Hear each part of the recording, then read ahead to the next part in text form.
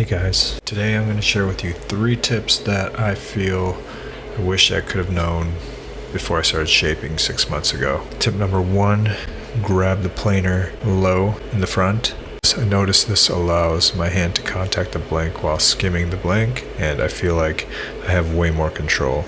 Gives me more sense of what my planer is doing, and this was recommended in the comments section from a viewer. I think his username was Drillhead with some numbers after it, Drillhead.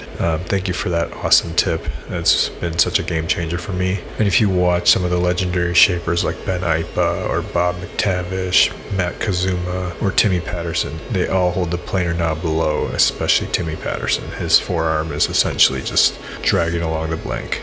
Obviously, this all seems to be personal preference because you can watch Zach Flores shape and he seems to have a pretty light grip on the adjustment knob, and then sometimes you see McTavish shaping without even holding the front. So I guess just try both and see which one works best for you.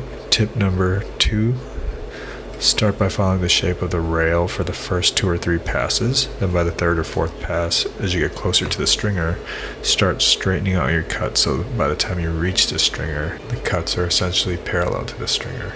I find it makes it a whole lot easier to get even cuts throughout as you skim the bottom and top when you do that. Finally, tip number 3.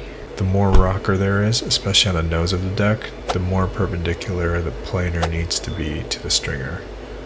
And when the blank is relatively flat, the planer can stay at 45 degrees to the stringer, but the more flip on the nose you have on the deck of the stringer, you'll find that you need to get 90 degrees. I know that a lot of people will just do the cross cuts starting from the nose, just perpendicular to the stringer, going just across the nose multiple times, and that works well for some people, and I will try that in the future as well. If you want to see how this board turned out, here's the finished product.